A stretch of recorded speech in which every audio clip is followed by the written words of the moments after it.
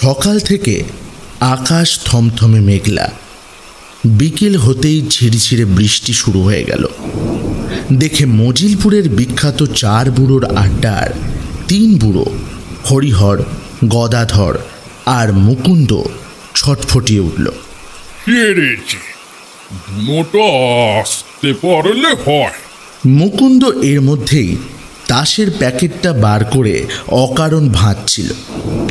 হঠাৎ জোর গলায় বলে উঠল, না না, আসবে ঠিক, আড্ডায় আসেনি এমন কোনদিন হয়েছে?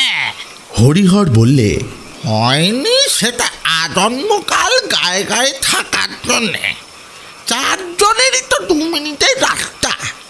বুনোটার যে বুড়ো বয়সে মতিভ্রম ঘটল, এই শেষ বয়সে কিনা শ্বশুর বাড়ির সম্পত্তি পেয়ে 7 পুরুষের বাড়িঘর ছেড়ে ঠেলে গিয়ে সেইখানে সামলাতে গেল।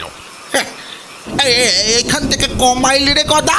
এখন তো আর মাইল বলে না রে, কিলোমিটার ফিটার কি যেন বলে। থাম তো, এখন কি বলে তা বলে তা নিয়ে তোর দরকার কি? আর তোর যা জানা তাই বল না। তা সেটা আর কত, 1/2 মাইলটা বুনোর কাছে তো নড়ছি। তবে কাল যেন বলছিল ওদিন থেকে ওর হাঁটুটা বড় জ্বালাচ্ছে, ব্যথা যন্ত্রণা। তাই তখন একটু সময় থাকতে বেরিয়ে পড়লেই তো হতো। সকাল থেকেই তো আকাশের অবস্থা দেখছিস, কি এত রাজকার্য তোর? এমনভাবে বলে যেন সামনেই রয়েছে বুদ্ধ বনমালী। গদাধর বলল, তা বুনোর তো নিজের বাড়ি ছেড়ে শ্বশুর বাড়িতে গিয়ে বাস করতে যাওয়ার মন ছিল না। বউ ছেলে মেয়েকে বলেছিল, তোমরা গিয়ে থাকো গে, আমি এখানেই বেশ থাকবো। দূর তো বেশি না, দুপুরের দিকে গিয়ে না হয় ভাতটা খেয়ে আসবো। রাতে খাদ্য তো ওই খই আর দুধ, সেখানে একটা ব্যবস্থা হয়ে যাবে। দক্ষর মা রয়েছে, চারিদিকেই এত বন্ধু বান্ধব, পাড়া পড়শি। বউ ছেলেরা কি রাজি হলো? বলল? পাগলের মতো কথা বলো না। ওই সম্পত্তিটা পাওয়াই কাল হলো।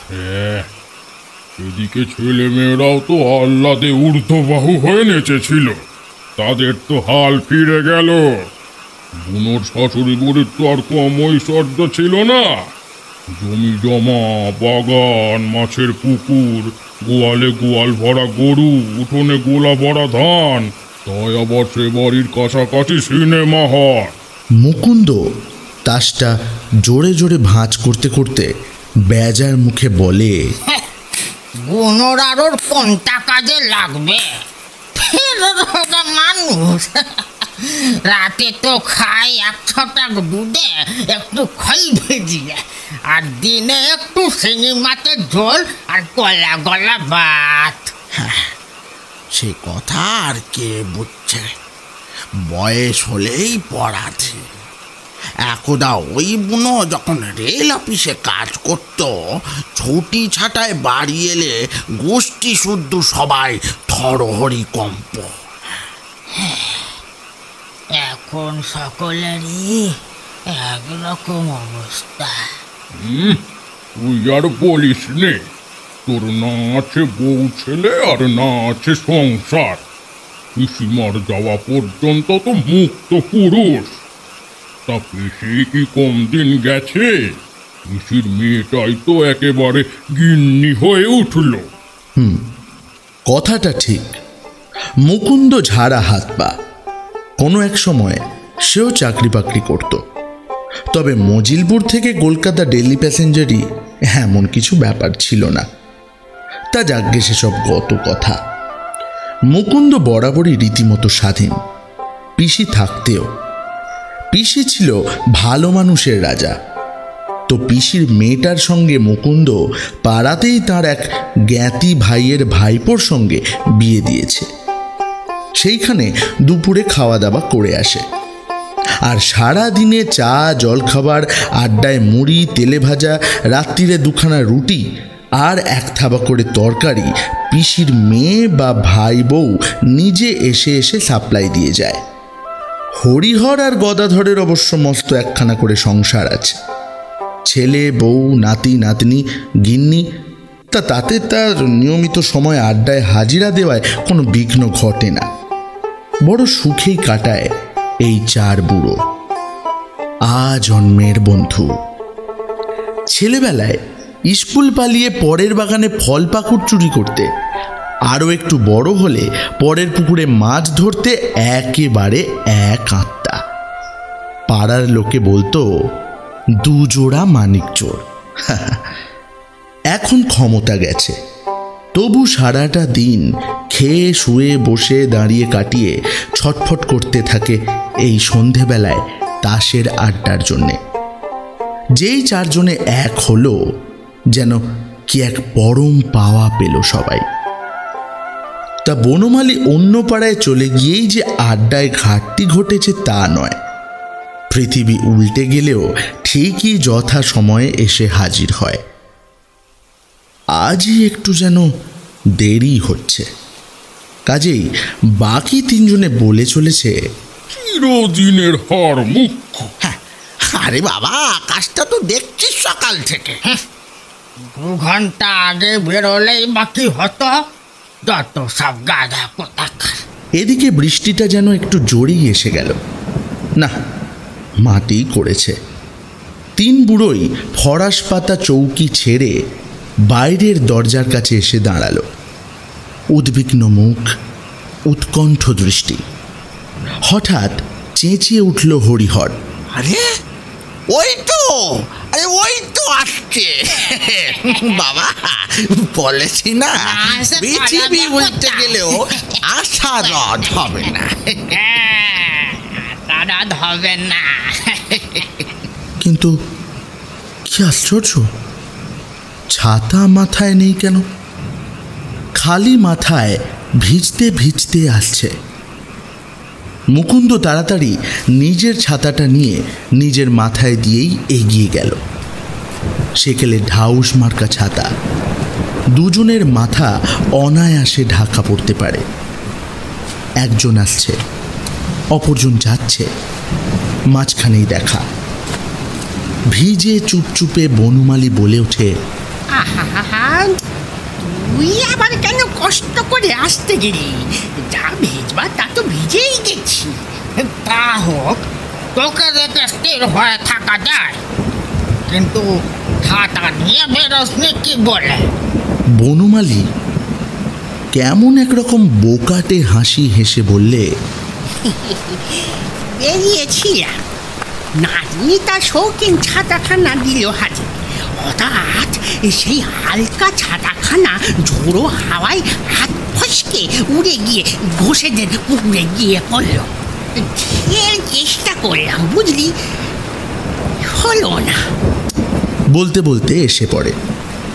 বাকি দুজন হৈ হৈ করে ওঠে, এসে গেছে। আহা, এখন ভিজে জামা কাপড় ছেড়ে গা মাথা মুছে আমার শুকনো কিছু জামা কাপড় পরে তবে গুছিয়ে বস। না না, এই বেশ আছি, গায়ে গায়ে শুকিয়ে যাবে। গায়ে গায়ে শুকিয়ে যাবে বলিস কি? ভিজে টুস টুস করছিস কেন? আপত্তি রাখিসে? বনমালী তেমনি বোকাটে হাসি হেসে বলে, কে আবার তোর জামা কাপড় ফেরত দিতে আসবে বল? কেন তুই আসবি? কাল কি আর বৃষ্টি পড়বে? তোরটা কাটিয়ে শুকিয়ে রাখবো, আমারটা দিয়ে যাবি, তোরটা নিয়ে যাবি। প্রবলেমটা কোথায়? তাই বলছিস? আসলে কি জানিস, মানে আচ্ছা দিচ্ছিস যে, নাতনির ছাতাটা গেল। বনমালী একখানা গামছা আর মুকুন্দর একখানা শুকনো ধুতি গেঞ্জি আর হাফ পাঞ্জাবি হাতে নিয়ে পাশের দালানটায় চলে গেল। গদাধর আর হরিহর স্বস্তির নিঃশ্বাস ফেলে বলে, যাক বাবা, শেষ পর্যন্ত এলো তাহলে। এই তো দেখ কাণ্ড, দেখ এখন বৃষ্টিটা ছেড়ে গেছে। যাক, এখন যেখানেই যাই হোক অন্তত ঘন্টা তিনেকের মতো তো নিশ্চিন্তি। পৃথিবীতে তখন থাকবে শুধু একখানা ফরাস পাতা মস্ত চৌকি, 4টে গোল্লা গোল্লা তাকিয়া, 4টে বুড়ো আর 1 জোড়া তাস। বনমালী মুকুন্দর জামা কাপড়ে সজ্জিত হয়ে চলে এসে গুছিয়ে বসতেই গদাধর বলে ওঠে, যাক বাবা, শেষ পর্যন্ত এলি তাহলে। ভাবনা ধরেছিল বুঝিবা আজকের আড্ডাটা ফসকেই গেল একেবারে। আজকেরটা ফসকাবে মানে? বনমালী তার রূপোর নস্যির কৌটো থেকে অ্যাক্টিভ নস্যি নিয়ে নাকে গুঁজতে গিয়ে বলে, এই ভিজে গেছে একেবারে। এই জাগি ভিজেই সই। নস্যের কৌটোটা তো ট্যাঁকে গুঁজে থাকে, সেইখান থেকে এই কৌটোর ভিতরের নস্যি ভিজলো কি করে? ওই তো খুড়োর কলে পড়ে গিয়েই তো। জাগি তার সাজা, আজ না এসে থাকতে পারা যেত। কাল মুকুন্দ আর তোর কাছে হেরে মরেছি না, শেষ পিঠে হঠাৎ রঙের টেক্কা তুরুপ মেরে ছক্কা দিয়ে বসলি, তার স্বর নিতে হবে না? আজও কি তাহলে একই পার্টনার? নিশ্চয়। আই মুকুন্দ, ওখানে কি করছিস? কিছু না, তোর ভিজে জামা কাপড়গুলো মেলে রাখছি। কি হলো, তাস দেওয়া হয়েছে? কখন? রংটা কি হলো? যে চিরিতনের সাহেব। সেরেছে চিরিতন? ওটা শালা আমার চিরকালের অপয়া। দেখ দেখি কি হাত হয়েছে, দেখি। এই 4 80 বছরের বুড়ো কি এমন খানদানি খেলা নিয়ে মুশকুল থাকে? এমন কিছুই না, সেই আদি অন্তকালের গাবু খেলা। ছেলেবেলায় গরমের ছুটির দুপুরে পিসিমা জেঠিমা পাড়ার কাকিমাদের যে নিত্য তাসের আড্ডা বসত, সেইখানে কাজ ঘেঁষে বসে থেকে আর মন প্রাণ চোখ সব দিয়ে দেখে দেখে যা শিখেছিল তাই চালিয়ে আসছে চিরকাল। সেই সাবেকি দুকুড়ি সাতের খেলা। এতে এখনকার খেলার মতো একসঙ্গে 2 জোড়া তাস লাগে না, পয়সা নিয়ে বাজি ধরাধরি নেই। হার জিতের মধ্যে অপরপক্ষের পিঠের ওপর টেক্কা মেরে কিংবা তুরুপ মেরে বেশি পিঠ বাগিয়ে জিতে যাওয়া, আর হারা মানে ছক্কা পাঞ্জা খাওয়া। এখনকার ছেলেমেয়েরা এই জোলো জোলো খেলা দেখে আর তারই জন্যে বুড়ো 4টের হানপানানি দেখে হাসে। তাতে বই গেল, কে ওদের কথার ধার ধারে? এরা নিজেদের আনন্দেই মশগুল। কিন্তু কালকের শোধ নেব বলে যতই তরপাক, বনমালীর যেন আজ কেমন অন্যমনস্ক ভাব। বেশ 2-1বার ভুলই করে বসল। তার পার্টনার মুকুন্দর কারসাজি আর বাহাদুরিতে অবশ্য সামলে গেল। শেষ পর্যন্ত অবশ্য জিতেই গেল বনমালীরা। যাক বাবা, বাঁচা গেল। তাড়াতাড়ি উঠে পড়ে বনমালী, চৌকি থেকে নেমে পড়ে বলে, যাক বাবা, হিরো হয়ে আর মরতে হলো না।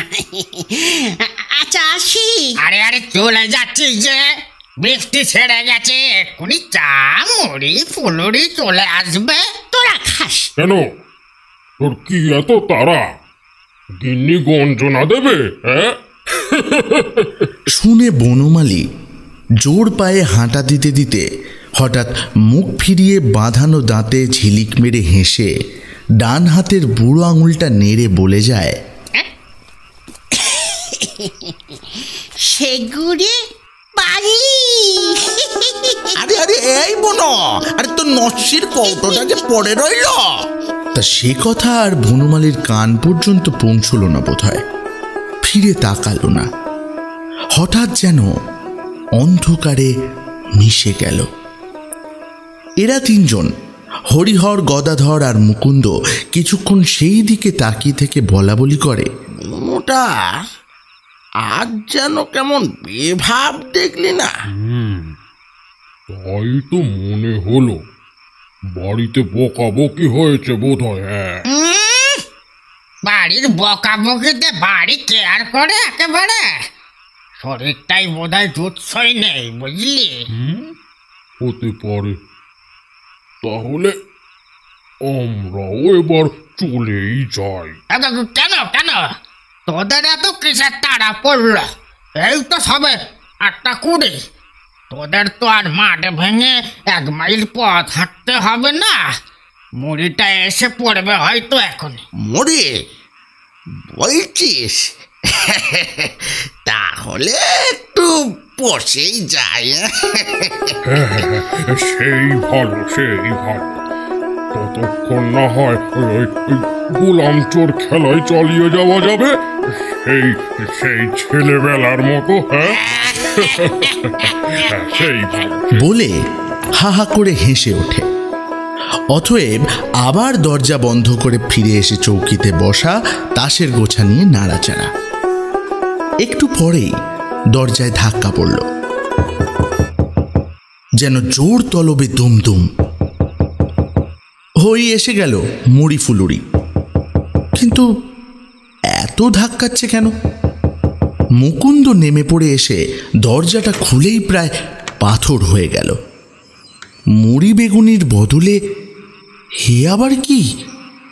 সামনে গোটা আষ্টেক ছোকরা, একজন একটা জ্বলন্ত হ্যারিকেন নিয়ে হাতে দোল খাওয়াচ্ছে। তোমরা কে বাবা? আমাদের চিনতে পারছেন না? না তো ঠিক। তা চিনবেন কেন? আমরা ওপাড়া সিনেমা হলের পাশে থাকি আর কি। আর তোর দাদু কি এখনো তাস পেরাচ্ছেন নাকি? হ্যাঁ, আচ্ছা লোক তো বাইরে 4 জনের আড্ডায় একজন যে এলো না, তার জন্য প্রাণী একটু ধরপড়ে নিয়ে আসেনি বাড়ি। এলো না মানে? বনমালীর কথা বলতে তো। তিনজনেই উঠে এসে মারমুখী হয়ে বলে ওঠে, আরে এই তো একটু আগে তাস খেলা সেরে চলে গেল। এই তো একটু আগে গেল, তোমরা আবার এই সব বলছো? কি কি বলছেন দাদুরা? একটু আগে তাস খেলে উঠে গেলেন বনমালী বাড়ুজ্জি। পাগল পাগল। তা দাদুরা কি সন্ধ্যাবেলা আফিয়ার মোজাতে ঝিমন? লোকটা সে কোন বিকেলবেলা ঘোষের পুকুরে ডুবে মরে এখন পেট ফুলে বাইরে ওঠে না শুয়ে। স্নেহা তোর স্ত্রী বললেন আপনারা নাকি ওর সেই কোন ছোটবেলাকার প্রাণের বন্ধু, তাই বলতে এলাম একবার যদি শেষ দেখাটা দেখতে। তাহলে আমাদের কি দরকার? হরিহর, গদাধর আর মুকুন্দ তিনজনের কেউই ব্রাহ্মণ নয়। হলে চিৎকার করে পইতে ছিঁড়ে অভিশাপ দিয়ে বসত। তবে শুধু চিৎকার করতে তো আর পইতে লাগে না। তিনজনে একসঙ্গে গর্জন করে ওঠে, আমরা আমরা আফিমের ঝোঁকে অসভ্য বেয়াদব ইয়ার ছোকরা নিজেরা নেশার ঝোঁকে এসে যা মুখে আসছে বলে চলে। আর কি মারার বিষয় পাওনি? একটা জলজান্ত বৃদ্ধ ব্রাহ্মণ, তাকে মেরে পেট ফুলিয়ে ওখানে শুয়ে রেখেছি। তোদের নরকেও ঠাই হবে না। ঠাই হবে না, তোমাদের নরকেও ঠাই হবে না। ও বটে, তাই নাকি? ঠিক আছে, ঠিক আছে। 8 জনের সমস্যার প্রতিবাদ। তাহলে চলো। নেহাত আপনাদের খবরটা দিতে বললেন নবগোপালের ঠাকুমা, তাই আসা। তাই তো আসো। আর শেষ দেখার ইচ্ছা হতো যান চটপট, নইলে পুলিশে এক্ষুনি লাশ তুলে নিয়ে গিয়ে মর্গে চালান দিয়ে দেবে। অপঘাতে মৃত্যু বললে কথা। মর্গে নিয়ে যেতে হবে। নবগোপাল বনমালীর নাতি। 3 বন্ধু হক চকিয়ে বলে, ব্যাপারটা কি বলতো? কি আবার? বদমাস ছেলেদের বদমাইশি, মজা করার আর এক নতুন ফন্দি। আমরা ভয় পেয়ে ছুটতে ছুটতে যাব, আর ওরা তখন দাঁত বার করে হাসবে। তা হোক, তবু একবার যাওয়া যাক। এখন তিনজনের তিন মত। গিয়ে কি হবে? ওদের মজা করবার হাসি দেখতে। কিন্তু এত সব বললো, যদি সত্যি মর্গে চালান দিয়ে বসে, তাহলে তো শেষ টাকাটা আর। যদি মর্গে চালান দিয়ে বসে, জল জ্যান্ত লোকটাকে বলি নিজেদের চোখকে বিশ্বাস করব, নাই ভক্তদের কথা বিশ্বাস করব? বল। হ্যাঁ, সেও তো কথা। নস্যির কৌটোটা তো ওই চোখের সামনেই পড়ে থেকে চকচক করছে। খাঁটির উপর জিনিস। অফিসে রিটায়ারের সময় ওকে ফেয়ারওয়েল দিয়েছিল। কিন্তু নিজের চোখকে যে অবিশ্বাস করতে বাধ্য হতে হয়, অথবা অলৌকিক কোনো ভৌতিক কাণ্ডকে বিশ্বাস করতে হয়। অথচ ততক্ষণে পাড়ার লোকেরা মুকুন্দর দরজায় এসে ভেঙে পড়েছে। বলছি, বামুন জেঠার খবর শুনলে? নবু ঠাকুরদার খবর শুনলে? কি কাণ্ড, কি কাণ্ড!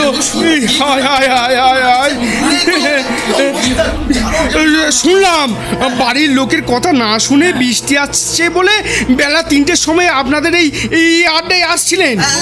হঠাৎ যে কি করতে পুকুর ধারে গেলেন মাইরি! ছি ছি, কি কাণ্ড ঘটলো!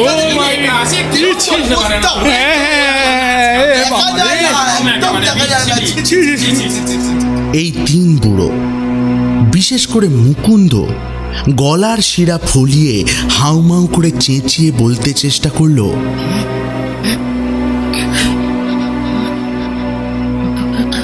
কিন্তু আসল ব্যাপারটা কে শোনে কার কথা? যে মানুষটাকে বেলা 5টায় পুকুর থেকে টেনে তোলা হয়েছে এবং এখনো জল খেয়ে পেট জয়ঢাক করে বাড়ির উঠোনে পড়ে আছে, সে লোক সন্ধ্যে 6:30টার সময় এদের সঙ্গে তাস খেলে গেছে, এ কথা কে বিশ্বাস করবে? সমবেত রায় আসলে আসছে করে ভাবতে ভাবতে এলো না দেখে বুড়োরা বাদলা হাওয়ার আমেজে ঘুমিয়ে পড়েছিল। আর সেই ঘোরের মধ্যেই স্বপ্ন দেখেছে সে এসেছিল আর খেলে গেছে। বেশ বেশ, তাই যদি হয় তো নস্যির কৌটোটা? আরে ও কিছু না, হয়তো কালকেই ফেলে গিয়েছিল, তাকে তলায় পড়েছিল। এরা বুঝতে পারছে না, তোমরা বুঝতে পারছো না, এরা বুঝতে পারছে না। বটে, তা কি আর তলায়? তা কি আরো ঝেড়ে ঝুড়ে তোলা হয় না? ঠিক আছে, তাই যদি হয়, ওই ভিজে জামা কাপড়গুলো, যেগুলো দালানের কোণে পড়ে রয়েছে, বল। দু একজন বাড়ির মধ্যে ঢুকে এসে উঁকি ঝুঁকি মেরে দেখে মুকুন্দকে বলল, আরে ও সব বোধহয় দাদু আপনারই। সকালে চানের সময় ছেড়েছিলেন বাদলা দেখে, আপনার কাজের লোক বোধহয় কাজে নি, ভেবেছে শুকোবে না তো। ঠিক বলেছ। মুকুন্দ রেগে মেগে সেই ভিজে সপসপে ধুতিখানা কুড়িয়ে এনে এসে বলে ওঠে, এই ধুতি আমার, এই ধুতি আমার, এই ঝুলপার বাবু ধাক্কা দেওয়া ধুতি, জন্মে এরকম শৌখিন ধুতি পরি আমি দেখে কেউই বসতাম না। তো ইদানিং নক্কামার্কা নাতিটা শখ করে দাদুকে পয়লা বৈশাখে পুজোর সময় ওই রকম বাহারে ধুতে কিনে এনে উপহার দেয় তাই। কিন্তু এতেও কারো তেমন মন বদলালো বলে মনে হলো না। কোন বুড়ো কি পার ধুতি পরে সে আবার কে কবে তাকিয়ে দেখেছে। অকাঠ্য আর প্রত্যক্ষ সত্য তো সেই জলে ডুবে মরা পেট ফোলা লাশটা, যা নাকি সবাই স্পষ্ট চোখে দেখে এসেছে। হঠাৎ পাড়ার ঠান্দি গঙ্গা বুড়ি বলে ওঠে, ওরে শুনেছি এমন হয়, হঠাৎ ঘটলে সত্য মরাটা আপন জনদের একটু দেখা দিতে যায়। তা একটু দেখা দিতে যেতে পারে, হয়তো ছায়া ছায়া শরীর নিয়ে, কিন্তু 3 ঘন্টা ধরে তাস পিটে যায়, এই মারলাম টেক্কা, এই দিলাম তুরুপ বলে হুঙ্কার ছেড়ে যায়। কার মরা তুলে কার নাম করেছে। মুকুন্দ বনমালীর সেই ছেড়ে রেখে যাওয়া ভিজে জামা কাপড়গুলো গামছায় জড়িয়ে পুঁটুলি বেঁধে হাতে ঝুলিয়ে হন হন করে এগোতে থাকে বনমালীর শ্বশুরবাড়ির উদ্দেশ্যে। কিন্তু রাগে, দুঃখে, অপমানে আর বিভ্রান্তিতে গায়ে পাগলা হাতির বল। হরিহরের হাতে লণ্ঠন, সে হাঁক ছাড়ে, মুকুন্দ, আরে অত ছুটছিস কেন? আমি তাল দিতে পারছি না তো।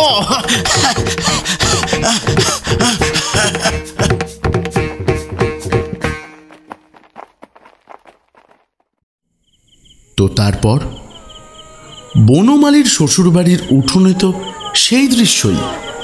কার না কার মরা বলা, উপায় কোথায়? নাকের উপরকার ওই মস্ত আঁচিলটি। এই মজিলপুর গ্রামে আশেপাশে আর কারো ছিল অমন? ভিজে ধুতিখানা দেখেই বনমালীর গিন্নি টুকরে উঠল। হ্যাঁ গো, এই সরু নরম পাড়, চটের মতো মোটা খেটে ধুতি, যার জন্যে পড়েছেন কি তিনি কখনো? ও মা গো! নিজের ধুতিখানা সম্পর্কে এমন তাচ্ছিল্য শুনে বিরক্ত হয়ে সরে গেল মুকুন্দ। এমন সময় পুলিশের লোক এলো। বাঁচখাই গলায় প্রশ্ন করল, কখন দেখা গেছিল পুকুরে ভাসতে? আগে বেলা 5টা নাগাদ। কে প্রথম দেখেছিল? আগে এই রাখাল ছেলেটা, ওর একটা বাছুর হারিয়ে যাওয়ায় খুঁজে বেড়াতে বেড়াতে চোখে পড়ে জলের মধ্যে কি দাপাদাপি করছে। ভাবলো বোধহয় বাছুরটা জল খেতে গিয়ে হড়কে পড়ে মরেছে। তা পুকুরে ঝাঁপিয়ে পড়ে তার একটা ঠ্যাং হাতে পেয়েছে বলে বিস্তর টানাটানি করলো বেচারা। কিন্তু এই রোগা পটকা বছর 10 ছেলের সাধ্য কি সেটা বনমালের ওই লাশ টেনে তোলা? তাছাড়া দেখলো যেটাকে বাছুরের ঠ্যাং ভেবেছিল সেটা হচ্ছে বনমালীর পাঞ্জাবি পরা একখানা হাত। টেনেছিল। তারপর আর কি চেঁচামেচি করে পাড়া শুদ্ধ লোক জড়ো করে তুললো। মাছ ধরা জেলেরা এসে টেনে তুলেছিল। দেখলো লোকটার অন্য হাতে একটা ফুল কাটা ছাতার বাঁট ধরা, ছাতার কাপড়টা জলে সুপসুপে ছেঁড়া খোঁড়া। তার মানে টানাটানি করেছিল বুড়ো বিস্তর নাতনির ছাতাটা বাঁচানোর জন্য। তারপর আর কি, পুলিশ লাশটাকে মর্গে নিয়ে চলে গেল। যতই যাই হোক, অপঘাতের মরাকে মর্গে নিয়ে যেতেই হবে। ফিরে ফিরে দেখে হিসেব করে বুঝতে হবে সত্যিই নিজে অসাবধানে ডুবে গেছে না কেউ শত্রুতা করে জলে ঠেলে দিয়ে চুবিয়ে মেরেছে।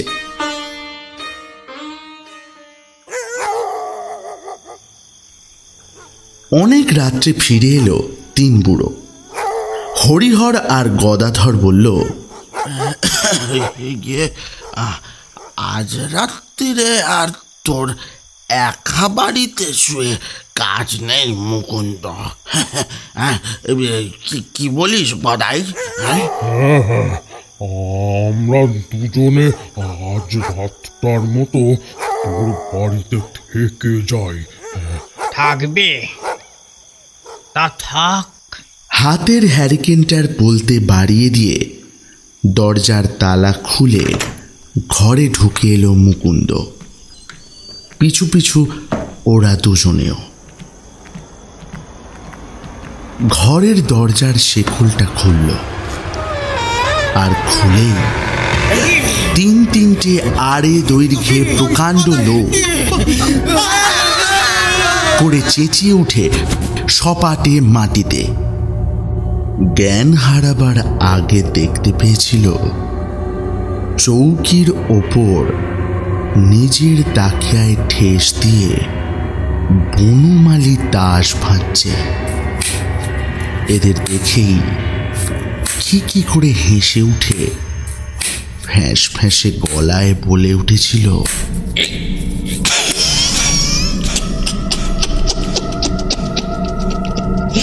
দুঃখ করিস না, হাতটা ভাঙবে না।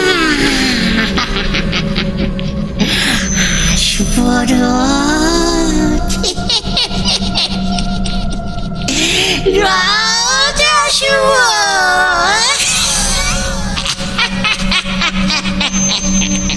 রোজ রোজ আসব, রোজ।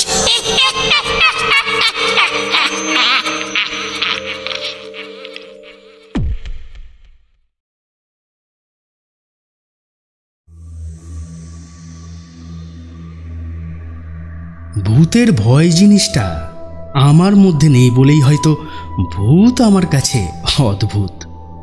ভৌতিক ঘটনা অনেক শুনেছি, ভুতুরে বাড়ির কথা শুনেছি, ভূতের গল্পও পড়েছি দেশ বিদেশের, কিন্তু এত স্বাদ থাকতেও জীবনে কোনো দিন ভূতের পাল্লায় পড়িনি। এমনকি নিশিডাক বলে ব্যাপারটার অভিজ্ঞতাও কোনো দিন হয়নি। নিশিডাক নিয়ে তো কম গপ্পগাচ্ছা নেই। কত মানুষের নাকি নিশি ডাক শোনার অভিজ্ঞতা হয়েছে। নিশি ডাকে সাড়া দিয়ে ভুতুরে মৃত্যুর কথাও শুনেছি, কিন্তু আমি জানি ব্যাপারটা আসলে একটা রোগ। যারা তথাকথিত নিশি ডাক শুনে বাইরে বেরিয়ে যায়, ঘুম চোখে মাঝরাত্রে বিছানা ছেড়ে রাস্তায় বেরিয়ে আসে, ইংরেজিতে তাদের বলে স্লিপ ওয়াকার। এ রোগের চিকিৎসাও আছে। মোট কথা, ভূত যে আসলে মনের বিভ্রম, নিশি ডাক যে এক প্রকার রোগ, এই ধরনের বিজ্ঞানসম্মত ধারণা নিয়েই আমার বয়স বেড়েছে। আমি বন্ধুদের সঙ্গে বাজি ধরে জলাকীর্ণ শ্মশানপথে একা একা ঘুরেছি। নির্জন শ্মশানে গিয়ে চিতার পোড়া কাঠ তুলে এনে বন্ধুদের দেখিয়েছি। আমার ভূতের ভয় হয়নি। ভূতের ভয় থাকলে সেদিন রাত দুপুরে আমার মাথার কাছে খোলা জানলা দিয়ে বিমলানন্দবাবুর ডাক শুনে খালি হাতে বাইরে বেরিয়ে আসতাম না। যদিও বিমলানন্দবাবু আমার পরিচিত সজ্জন লোক, তবুও সেদিন রাতের ঝড় বৃষ্টি আবহাওয়ায় বিমলানন্দবাবুর ডাক নিশি ডাকের মতো মনে হওয়া স্বাভাবিক ছিল। চেনা জানা কণ্ঠস্বরেই নাকি ঘুম থেকে নিশি ডেকে নিয়ে যায়। আমার ওসবে বিশ্বাস নেই বলেই অগ্রপশ্চাৎ না ভেবে বেরিয়ে পড়েছিলাম। বেরিয়ে যে অভিজ্ঞতা হলো তা আমার জীবনে প্রথম। বলতে গেলে আমার মনোচিত্রের মানচিত্রখানাই বদলে দিয়েছে। সেদিন বাড়ি থেকে 7-8 কিলোমিটার দূর এক আত্মীয়ের বাড়ি বিয়ের নিমন্ত্রণ ছিল। রাত হয়ে গিয়েছিল বেশ, দিনকাল ভালো নয়, তাই গায়ে গয়না নিয়ে আমার স্ত্রী সেদিন বাড়ি ফিরতে চাইলেন না। ছেলেকে নিয়ে বিয়ে বাড়িতে রয়ে গেলেন। আমার নতুন বাড়ি খালি রাখা চলে না, তাই আমি একা ফিরে এসেছিলাম। রাত তখন 10:30। লোডশেডিং চলছিল, আকাশে মেঘ ডাকছিল আর সনসন বাতাস। বাড়িতে ঢুকতে না ঢুকতেই বৃষ্টি আরম্ভ হলো। চিমনি ল্যাম্প জ্বালিয়ে ঘরে জানলা খুলে দেবার সঙ্গে সঙ্গে বাইরের দমকা বাতাসে ল্যাম্প নিভে গেল। বিছানার সামনে জানলা দিয়ে ধেয়ে আসা বৃষ্টির ঝাপটায় বিছানা ভিজতে না ভিজতে জানালা বন্ধ করে দিলাম। ঘড়িতে ঢং ঢং করে 11টা বাজল।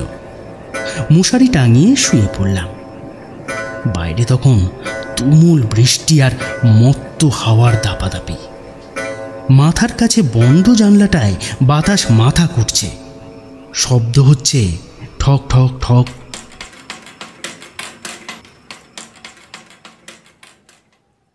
কখন ঘুমিয়ে পড়েছিলাম জানি না। এক সময় টের পেলাম মাথার কাছে জানলাটা খোলা। চোখ ফেরাতে না ফেরাতেই কানে বাজলো পেটানো ঘড়ির শব্দ, ঢং ঢং। দুবার, মানে রাত 2টো। জানলার দিকে চোখ যেতে টের পেলাম বৃষ্টি ধরেছে, হাওয়া বইছে সনসন, কিন্তু জানালাটা খোলা কেন? আমি তো ছিটকি নিয়ে এটা বন্ধ করে দিয়েছিলাম। নাকি নাকি মাঝে একবার উঠে জানলা খুলে বৃষ্টির খবর নিয়েছিলাম? না, মনে করতে পারলাম না। মনে পড়ছে জানলাটা বন্ধ করেছিলাম, কিন্তু খুলল কি? বালিশের নিচে রাখা টর্চটা হাতের মুঠোয় ধরে জ্বালাতে গিয়ে দেখলাম জ্বলছে না, ব্যাটারি ফুরিয়েছে। দুবার ঝাঁকানি দিতে একটু আলো পেলাম, আর ঠিক সেই সময় শুনতে পেলাম জানলার বাইরে থেকে আমার নাম ধরে অস্বাভাবিক নিচু অথচ পরিষ্কার গলায় কে যেন বলল, বিজনবাবু, বিজনবাবু, একবার বল যে আসবেন এক্ষুনি, বিজনবাবু। কে? আমি লাফিয়ে উঠে বসে মশারির ভিতর থেকেই টর্চের আলো ফেললাম। টর্চের মরা আলোতেও জানলার শিখে মুখ লাগানো বিমলানন্দবাবুকে চিনতে আমার অসুবিধা হলো না। আমি বেহালা ঠাকুরপুকুর অঞ্চলে নিজের বাড়ি করে এসেছি বছর 2 হলো। বিমলানন্দবাবুর সঙ্গেই আমার প্রথম আলাপ। পরস্পরের মধ্যে একটা বন্ধুত্বের সম্পর্কও গড়ে উঠেছে। বিমলানন্দবাবু একজন স্কুল শিক্ষক, কয়েক মাস হলো রিটায়ার করেছেন। তার একটি মাত্র ছেলে, নাম সুবীর। বিমলানন্দবাবুর স্ত্রী মারা গেছেন বছর 4 হলো। ছেলেটাকে নিয়ে ভদ্রলোক মোটেই শান্তিতে নেই। লেখাপড়া করল না, আজে বাজের সঙ্গে মিশে ছেলেটা নষ্ট হয়ে গেছে। বিমলানন্দবাবুর মতো একজন সজ্জন শিক্ষকের এরকম মস্তান ছেলে কেউ কল্পনাও করতে পারে না, কিন্তু সবই ভবিতব্য। যাই হোক, এই দুর্যোগের রাত্রে বিমলানন্দবাবুকে আচমকা শিওরের কাছে দেখে আমি যে একটু হতচকিত হয়ে গিয়েছিলাম সে বিষয়ে সন্দেহ নেই। এমনকি অস্বীকার করব না, এই সময় আমার মনে নিশি ডাকের কথাটাও এসেছিল। বিমলানন্দবাবুর সঙ্গে সকাল বেলাতেই বাজারে দেখা হয়েছিল, অনেক রকম কথাবার্তা হয়েছিল। তাকে বেশ স্বাভাবিক বলেই মনে হয়েছিল। কিন্তু রাত্রে আমার মাথার জানলার কাছে যে বিমলানন্দবাবুর মুখ দেখেছিলাম তা ছিল আর্ত, বিষণ্ণ।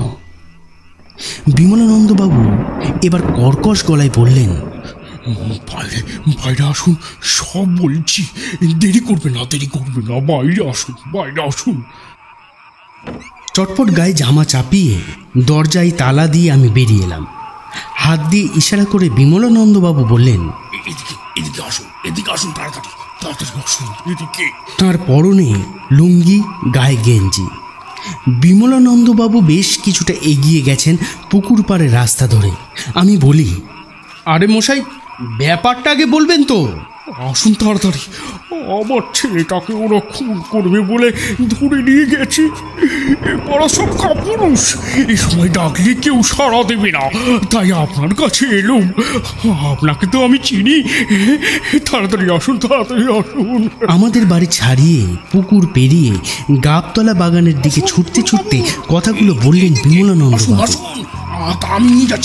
আমি ছুটছি তার পেছন পেছন। খুন করার জন্য তার ছেলেকে কারা ধরে নিয়ে গেছে, অথচ ভদ্রলোক বাইরে পাড়া না জাগিয়ে চুপি চুপি শুধু আমাকে এই রাত দুপুরে কোথায় নিয়ে চললেন? নিশি ডাক ব্যাপারটা আমার মনে এলো, কিন্তু আমার চোখে তো তন্দ্রার লেশমাত্র নেই। শতকরা 100% জেগে আছি। সম্পূর্ণ জ্ঞানতই আমি বিমলানন্দবাবুর বিপদে সাহায্য করতে চলেছি। নিশি ডাকফাক বাজে, ভূতেরাও এমন কাণ্ড করতে পারে না। গাবতলা বাগানের কাছে এসে দেখি তিনি নেই। আশ্চর্য, বিমলানন্দবাবু চকিতে কোথায় লুকিয়ে পড়লেন? গাবতলা বাগানটার কুখ্যাতি আছে, এক সময় নাকি ওখানে অনেক খুনটুন হয়েছিল। দিনের বেলাতেও কেউ ওই বাগানে ঢোকে না, এমন জায়গার সামনে আমাকে এনে তিনি পালিয়ে গেলেন কেন? কোনো কুমতলব নেই তো? কার মনে কি যে আছে বলা যায় না। আমি নিজেকে ঠিক নিরাপদ বলে মনে করতে পারছিলাম না। ঘরে ফিরে যাবার জন্য মনস্থির করলাম, এবং তার আগে একবার আমি বিমলানন্দবাবুর নাম ধরে জোরে ডাকলাম, বিমলানন্দবাবু, বিমলানন্দবাবু কোথায় গেলেন? বিমলানন্দবাবু! না, তার কোনো সাড়া পেলাম না। কিন্তু আমার ডাকের সঙ্গে সঙ্গে বাগানের ভেতর থেকে দুর্দার শব্দ করে কারা যেন ছুটে চলে গেল। কে? কারা পালায়? এই কথা বলতে বলতে আমি বাগানের ভেতর ছুটে যাই। আবছা আলোতে দেখি একটা গাছের সঙ্গে দড়ি দিয়ে বাঁধা একটা লোক। চারদিকটা একবার দেখে নিলাম। বাগানের এক প্রান্ত থেকে একদল শিয়াল ডেকে উঠল, কিন্তু আসল ব্যাপারটা যে কি হলো আমি তখনও ঠিক বুঝে উঠতে পারছিলাম না। বিমলানন্দ বাবুকে কি দুর্বৃত্তরা গাছের সঙ্গে বেঁধে রেখেছে? নিজের প্রাণ বিপন্ন ভেবেও আমি পিছু হটলাম না। কিছু কিছু ক্ষেত্রে ভয় পেলেই বিপদ ঘনিয়ে আসে। এই অবস্থায় সাহসেরই জয় হয়।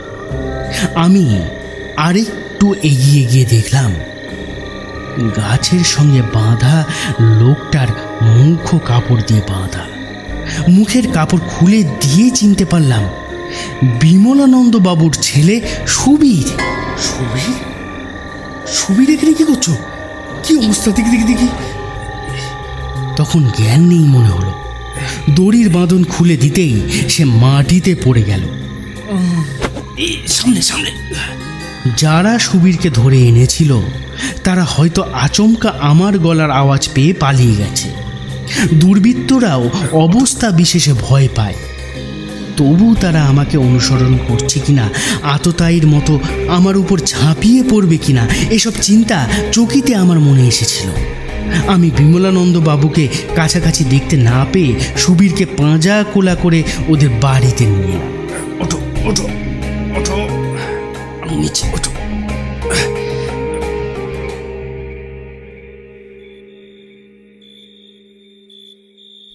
বাড়ির কাছাকাছি এসে দেখি ওদের দরজাটা একটু ফাঁক, ভেতরে অন্ধকার। সুবীরকে দরজার সামনেই নামিয়ে দিলাম। তার জ্ঞান ফিরে এসেছে, কিন্তু কাঁপছে। সে বলল,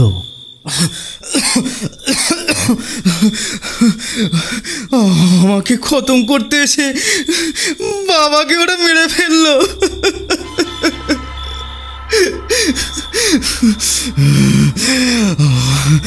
আমি এর বদলা নেব, আমি এর বদলা নেব বলে খুব জোরে চিৎকার করে উঠল সুবীর।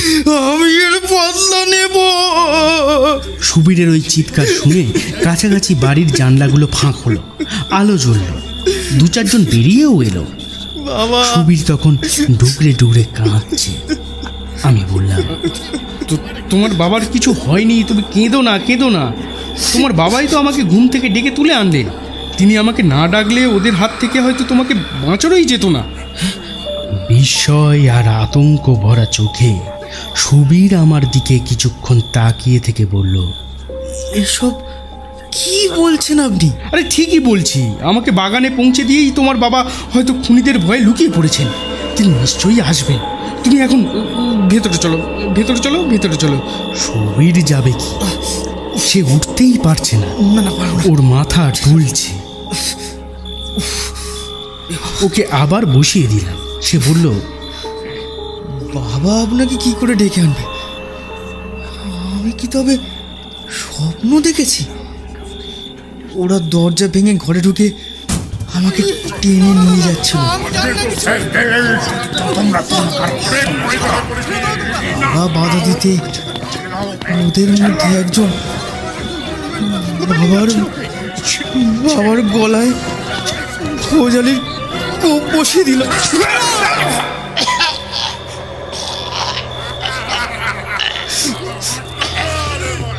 বাবার চোখের সামনে বাবা লুটিয়ে পড়ল, রক্তে ঘর ভেসে গেল। সুবীর আর কিচ্ছু বলতে পারে না, অজ্ঞান হয়ে যায়। আমার মাথায় সব তালগোল পাকিয়ে যাচ্ছিল। মনের মধ্যে বিমলানন্দবাবুর রহস্যটা জট পাকিয়ে যাচ্ছিল। এই সময় পাড়ার একজন বলল, হ্যাঁ, এক্ষুনি পুলিশে খবর দেওয়া দরকার। ঠিক বলেছে, হ্যাঁ, পুলিশে এক্ষুনি খবর দেওয়া দরকার।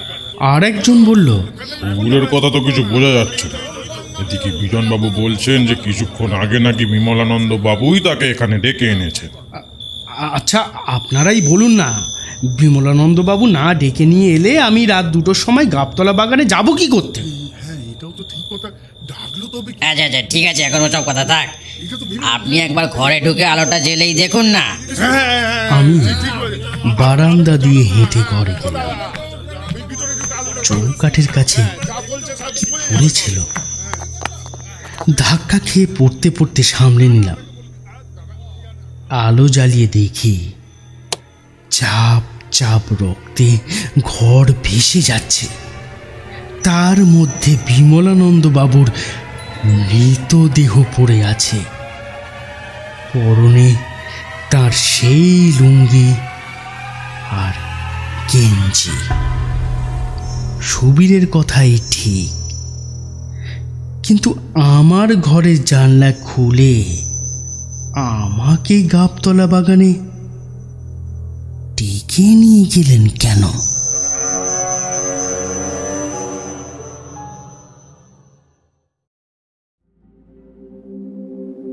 স্টেশনের নাম লোচনপুর।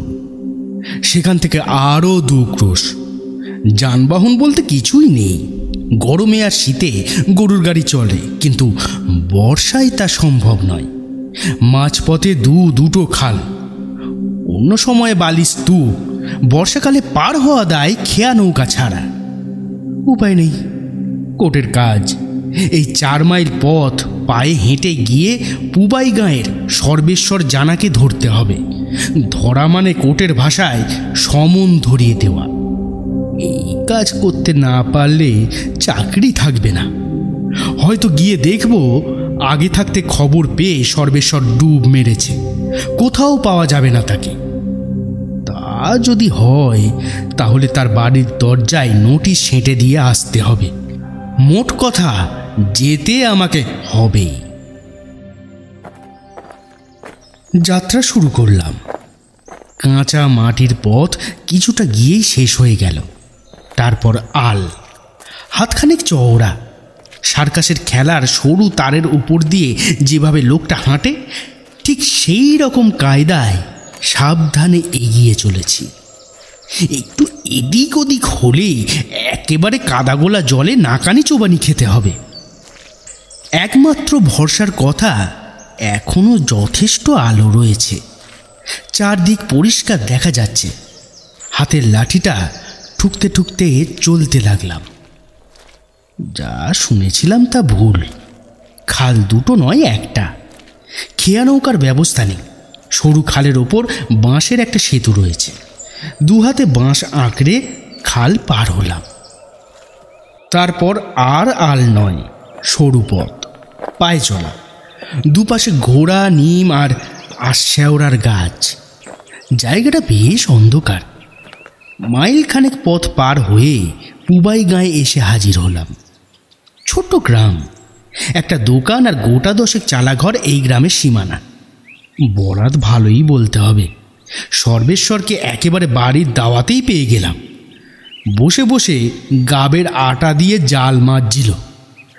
তার কাছে খোঁজ করতেই বাঁচখাই আওয়াজে বলল, আমি সর্বেশ্বর জানা, পিতা ঈশ্বর পতিত পাবন জানা। মশাইয়ের প্রয়োজন? প্রয়োজনটা দেখেই সর্বেশ্বর চমকে উঠল। এমন জানলে হয়তো জাঁক করে পরিচয়টাই দিত না।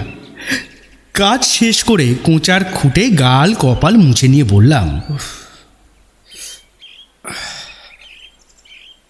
একটু জল খাওয়াতে পারেন? সর্বেশ্বর এক দৃষ্টে কিছুক্ষণ আমার দিকে চেয়ে রইল। সে দৃষ্টিতে যেন আগুন ঝরছে।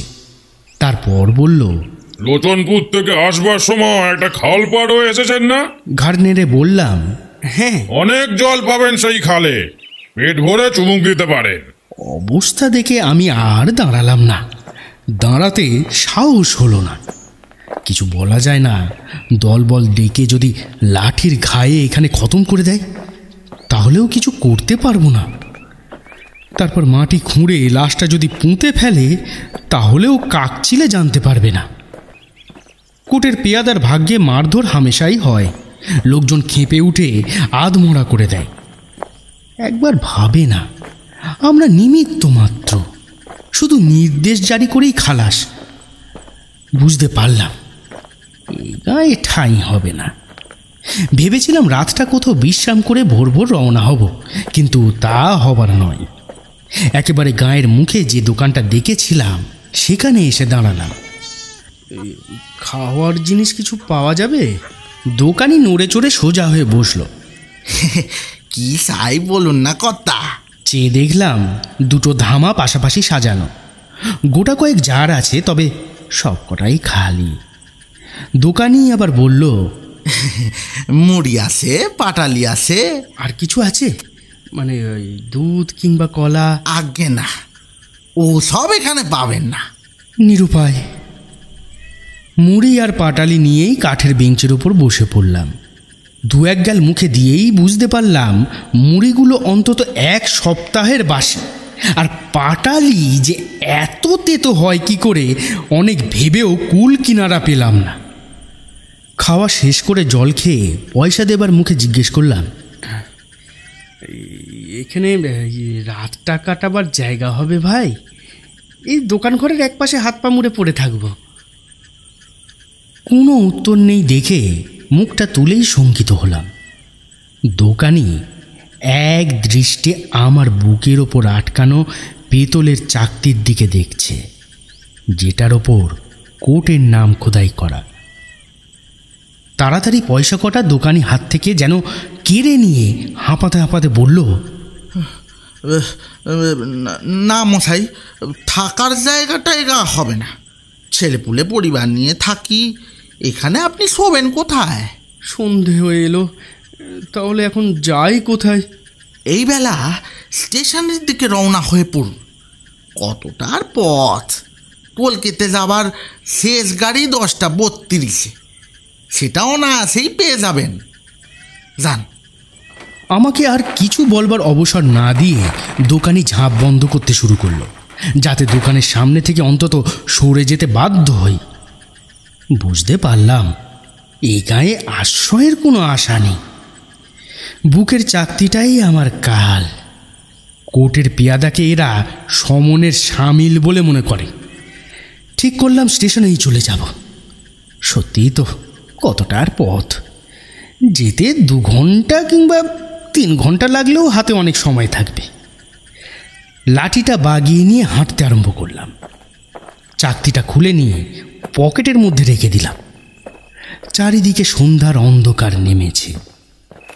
গাছপালার জন্য আরও ঝুপসি ঠেকছে। যাবার সময় যে পথ মসৃণ সরল মনে হয়েছিল, আধো অন্ধকারে সে পথেই বারবার হোঁচট খেতে লাগলাম। একটু পরে অন্ধকার ঘন হলো। আকাশে ছেঁড়া ছেঁড়া মেঘ। চাঁদের দেখা নেই, তারাও নেই। ঝোপের ফাঁক থেকে শিয়াল ডেকে উঠল।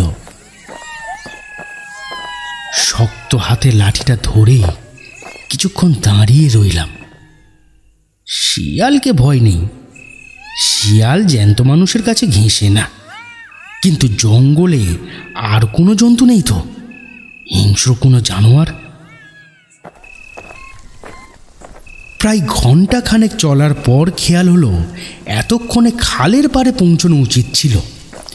বাঁশের সেতুর কাজ বরাবর দুটো হাত আড়াআড়িভাবে চোখের ওপর রেখে চারিদিক নিরীক্ষণ করে দেখলাম, এখনও অন্ধকার সূচিবেদ্য হয়ে ওঠেনি। অনেকক্ষণ চেয়ে থাকলে আবছা দেখা যায় চারিদিকে গাছের জটলা, অল্প অল্প বাতাস শুরু হয়েছে। সেই বাতাসে গাছের পাতাগুলো শিরশির করে কাঁপছে। আর কোনো সন্দেহ নেই, নিশ্চয়ই পথ হারিয়েছি। সম্ভবত জঙ্গলের মধ্যে একাধিক পায়ে চলা পথ আছে। একটা পথের বদলে আর একটা পথ ধরে হাঁটতে আরম্ভ করেছি। এখন উপায়? লাঠিটা ঠুকে চিৎকার করলাম, কে আছো? আমি পথ হারিয়ে ফেলেছি, আমাকে সাহায্য করো। কেউ আছো? আমাকে সাহায্য করো, আমি পথ হারিয়ে ফেলেছি। কই কেউ আছো? আমি পথ হারিয়ে ফেলেছি, আমাকে সাহায্য করো। না, হলো না। একবার, দুবার, তিনবার, চিৎকারে কোনো ফল হলো না। শুধু গাছের ডালে বিশ্রামরত কাকের দল কা কা শব্দ করে ঝটপট করতে করতে উড়ে গেল। কিন্তু এভাবে দাঁড়িয়ে থাকলে সমস্যার সমাধান হবে না।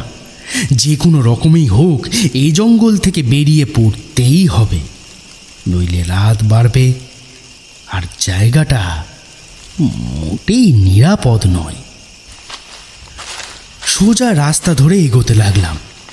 গাছপালার আর যেন শেষ নেই। যত এগোই জঙ্গল যেন তত দুর্ভেদ্য বলে মনে হয়। পায়ের পাশ দিয়ে সরসর করে সরীসৃপ গতিতে যেসব প্রাণী চলাফেরা করছে তাদের কথা ভেবে গলা শুকিয়ে কাঠ হয়ে গেল। বেশ কিছুক্ষণ চলার পর মনে হলো জঙ্গল যেন একটু ফিকে হয়ে এলো। চারিদিকে বিস্তীর্ণ জলাভূমি, অন্ধকারে জোড়া জোড়া জ্বলন্ত চোখ ঘোরাফেরা করছে। বুঝলাম সে চোখের মালিক শেয়ালের দল। জঙ্গল পার হয়ে এসে মনে একটু সাহস হলো। ভালো করে চেয়ে চেয়ে দেখলাম কোথাও যদি আলোর বিন্দু চোখে পড়ে, অর্থাৎ গ্রামের নিশানা। হঠাৎ পিছন থেকে বিকট শব্দ এলো। সে শব্দে বুকের রক্ত যেন হিম হয়ে গেল। তবু এই ভেবে মনে আশ্বাস পেলাম এই নির্জন প্রান্তরে আমি একলা নই, আরও লোক আছে। এদের জিজ্ঞেস করলেই পথের নির্দেশ পাওয়া যাবে। হরিধ্বনি আরও কাছে আসতেই আমি পথ ছেড়ে সরে দাঁড়ালাম। সেটাই নিয়ম, অন্তত পথের যাত্রীকে প্রথমে পথ দেওয়া উচিত। লাঠিতে ভর দিয়ে এক পাশে দাঁড়িয়ে রইলাম। অন্ধকারে জ্বলন্ত একটা মশাল এগিয়ে আসছে। একটু পরেই সব বাহিরা সামনে এলো। শুধু চারজন খাটিয়া বই নিয়ে চলেছে। সামনের ডান দিকের লোকটার হাতে মশাল, আর কোনো লোক নেই। শুনুন, কাতর কণ্ঠে অনুরোধ করলাম। বাহকরা থামল না, শুধু চলার গতি একটু মৃদু করলো, আর চারজনেই আমার দিকে দৃষ্টি ফেরালো। সঙ্গে সঙ্গে আমার মেরুদণ্ড বেয়ে একটা হিমেল স্রোত বয়ে গেল। আমি ভীরু এমন অপবাদ কেউ দিতে পারবে না, কিন্তু আমার মনে হলো শ্লথ মুষ্টি থেকে লাঠিটা খসে মাটিতে পড়ে যাবে। সমস্ত শরীর অজানা একটা আতঙ্কে শিউরে উঠল।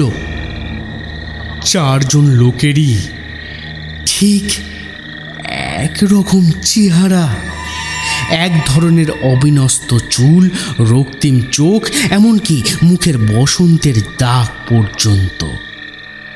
আমার প্রশ্নের কোনো উত্তর না দিয়েই বাহকরা পাশ কাটিয়ে এগিয়ে গেল। শুধু যদি দুজনের চেহারার মধ্যে এ ধরনের সাদৃশ্য থাকতো তাহলে ভাবতাম তারা হয়তো যমজ ভাই, কিন্তু এরকম চারজনের অভিন্ন চেহারা হলো কি করে? মনের মধ্যে অলৌকিক যে প্রসঙ্গ উঁকি দিচ্ছিল, নিজেকে ধমক দিয়ে তার পথ বন্ধ করার চেষ্টা করলাম। আমার চোখের ভুল। মনের মধ্যে ভয়টা বাসা বেঁধেই ছিল। মশালের আলোয় ক্ষণেকের দেখায় নিশ্চয়ই বিভ্রান্তির সৃষ্টি হয়েছে। নিজেকে সাহস দেবার জন্য চিৎকার করে গান গাইতে আরম্ভ করলাম, বেসুরো বেতালা। কিন্তু পর মুহূর্তে এর বিকট ধ্বনিতে চমকে থেমে গেলাম। মনে হলো শব্দটা যেন আমার পাশ থেকে উঠছে, অথচ সব বাহকের দল ততক্ষণে অনেক এগিয়ে গেছে। তাদের চিৎকার এত কাছে শ্রুতিগোচর হবার কথা নয়।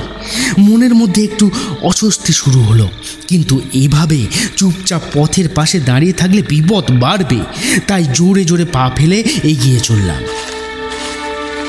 লক্ষ্য করিনি আকাশ কখন কালো মেঘে ছেয়ে গেছে। ছুরির ফলার মতন বিদ্যুতের শানিত স্ফুরণ, দমকা হাওয়া উঠল। হাওয়ার এমন বেগ যে এগোনো দুষ্কর হয়ে পড়ল। আবার সেই চিৎকার, এবারে যেন একেবারে কানের পাশে।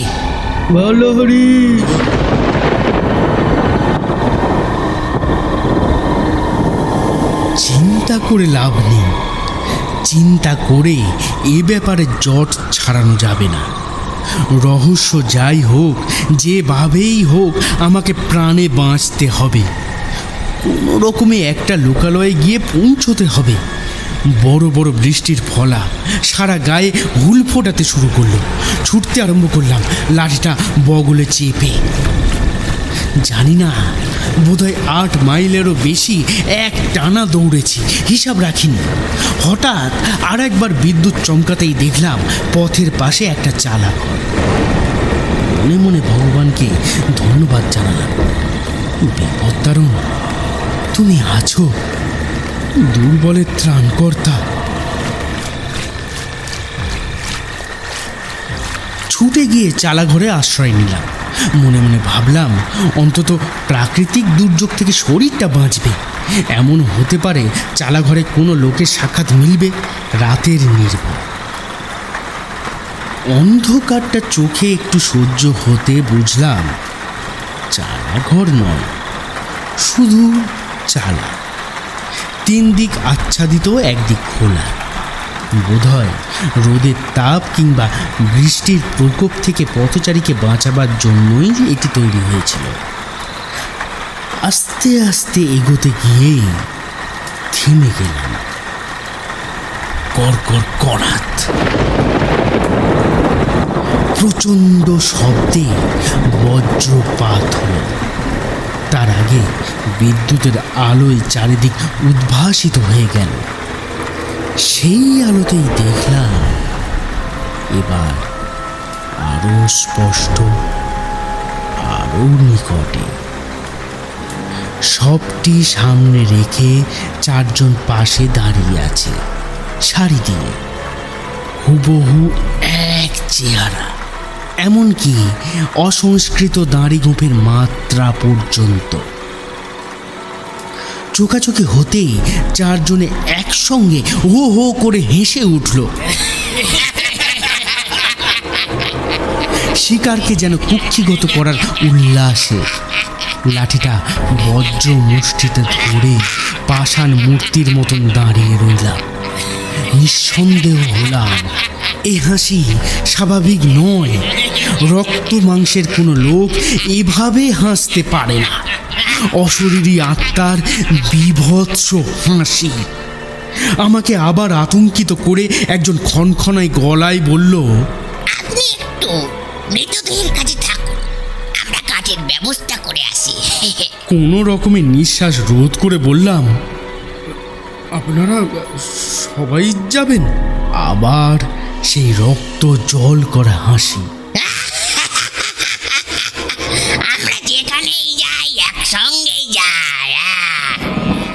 সবার আগে লোকগুলো মশালটা জ্বালিয়ে দিয়ে গেল। বৃষ্টি থেমে গেছে, মাঝে মাঝে শুধু মেঘের গর্জন আর বিদ্যুতের চমক। আর চোখে চেয়ে দেখলাম সাদা কাপড়ে সবের আগাগোড়া ঢাকা। মশালের আলোয় সব কিছু পরিষ্কার দেখা যাচ্ছে। আচমকা দমকা হাওয়ায় সবের আবরণ সরে গেল। আমি একবার সেদিকে দেখে চিৎকার করে উঠলাম, এ কি করে সম্ভব? একেবারে এক মুখ, গোঁফ, দাড়ি, চুল, গড়ন, কোথাও কোনো প্রভেদ নেই, এমনকি বসন্তের দাগ পর্যন্ত। দু হাতে চোখ দুটো রোগড়ে নিলাম, এও কি সম্ভব? সব আর চারজন বাহকের আকৃতিতে কোনো তফাৎ নেই। বুকের মধ্যে স্পন্দন দ্রুততর হলো, লাঠিটা আঁকড়ে ধরার শক্তিও যেন ক্রমে লোপ পেয়ে যাচ্ছে। আর তারপর যা ঘটল তা অবর্ণনীয়। সব চোখ খুলল, রক্তিম দুটো চোখ। প্রথমে দুটি ঠোঁট কেঁপে কেঁপে উঠল, তারপর ক্ষণক্ষণে গলার স্বর ভেসে উঠল। একটু উঠে বসার মতো করে বলল,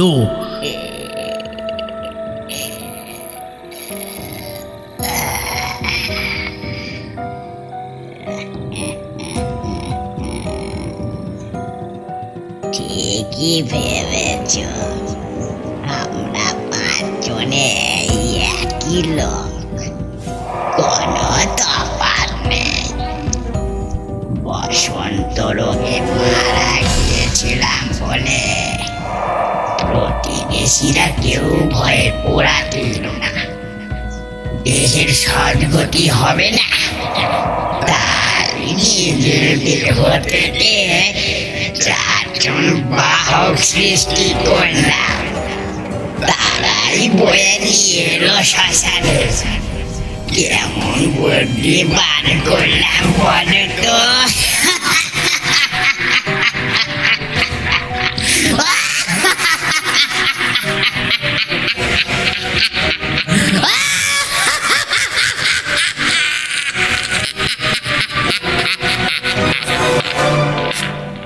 তারপর আমার আর কিচ্ছু মনে নেই।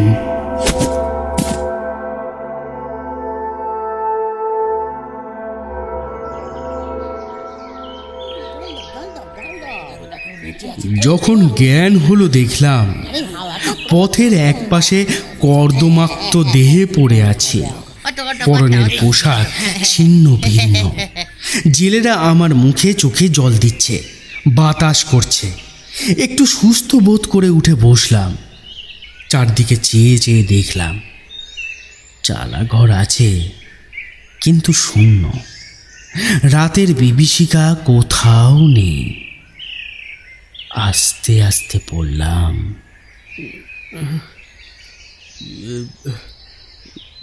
লোচনপুর স্টেশন এখান থেকে কত দূর?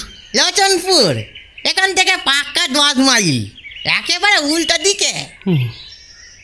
তাই এই জায়গাটার নাম কি?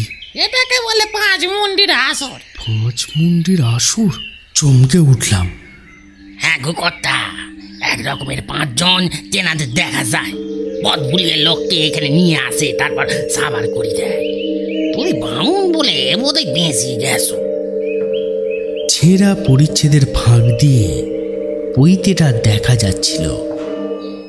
এই কাহিনী অনেককে বলেছে, কেউ বিশ্বাস করেছে, কেউ করেনি। কিন্তু যারা বিশ্বাস করেনি তারা রাতের বেলা পুবাই গাঁ থেকে পশ্চিমমুখ রাস্তা ধরে 5 মুন্ডির আসরের দিকে কেউ আসতে রাজি হয়নি। আমাকে যদি কেউ 1 থলি আকবরী মোহর দেয়, তবু আমি ও পথে আর জীবনে যাব না।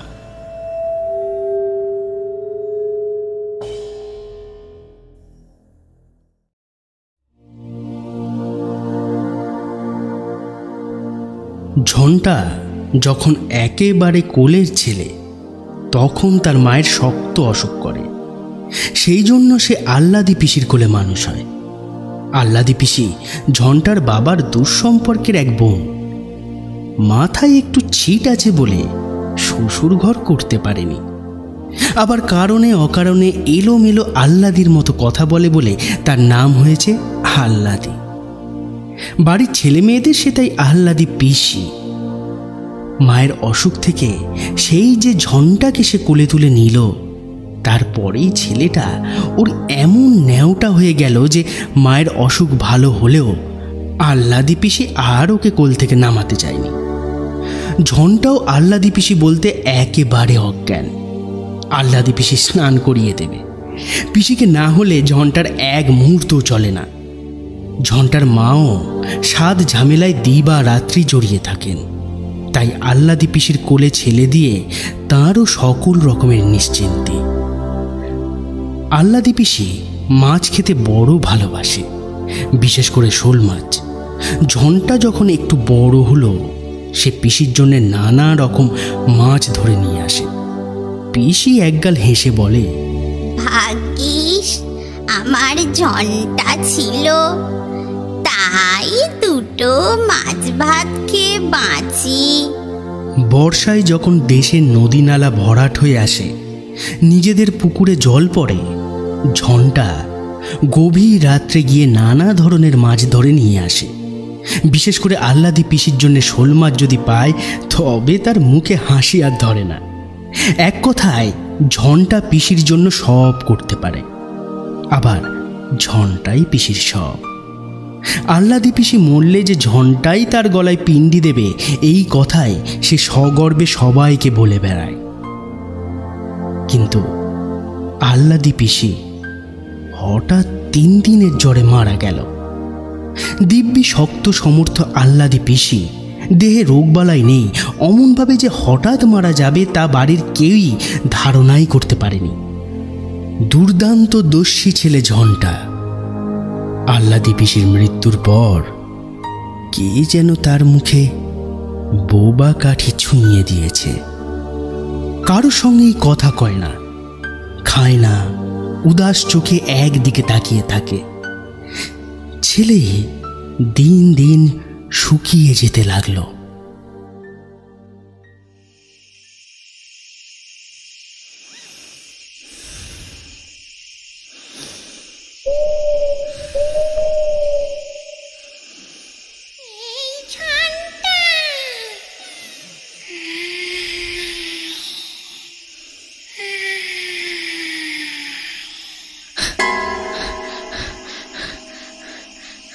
রাত্রিরে ঘুমের ঘোরে ঝন্টা ধর্মর করে উঠে বসে। মা সুধান, হ্যাঁ রে ঝন্টা, বিছানার উপর উঠে বসলি কেন?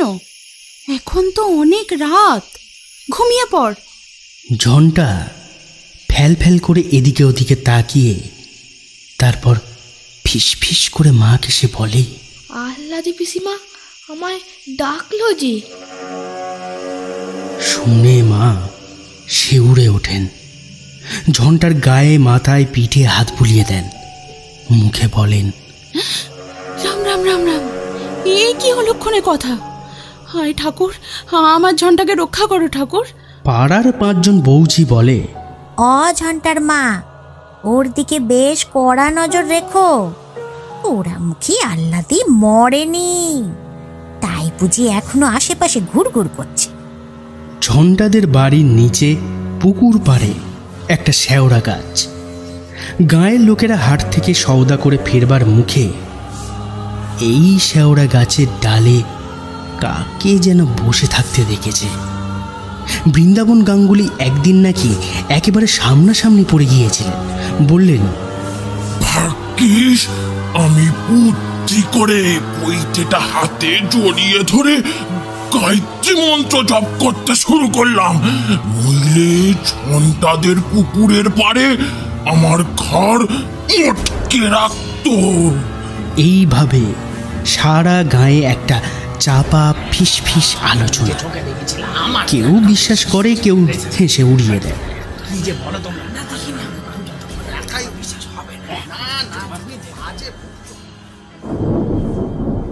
তখন আষাঢ় মাস। আশেপাশে নদী নালা বর্ষার জলে ভরাট হয়ে গেছে। ঘোলা জল পাক খেতে খেতে ধানের জমি ভরিয়ে মাঠঘাট ডুবিয়ে উঁচু নিচু গাঁয়ের পথগুলিকে পিছল করে ঝন্টাদের বাড়ির পুকুরের খালে ঢুকছে। তখন বোধ করি দুপুর রাত। এমন একটা আবছা জ্যোৎস্না ফুটেছে যে আশেপাশে দূরে সব কিছু নজরে পড়ছে, কিন্তু ভালো করে ঠাহর করা যাচ্ছে না। মনে হয় যেন একটা পাতলা কুয়াশা জ্যোৎস্নার সঙ্গে মিশে গোটা গ্রামটিকে ঘিরে রেখেছে। মায়ের পাশে শুয়ে ঝন্টা অকাতরে ঘুমোচ্ছে। বাড়ির পিছন দিক দিয়ে একটা কালো বিড়াল বিকটভাবে ডেকে গেল। কোথায় একটা বুতুম পাখি এক টানা ডেকে ডেকে বিরক্তি জাগিয়ে তুলেছে। একটা থমথমে ঝিমঝিমে ভাব। এমনি সময় ঝন্টার হঠাৎ মনে হলো ঘরের বাইরে দাঁড়িয়ে আহ্লাদি পিসি ওকে ডাকছে, বলছে,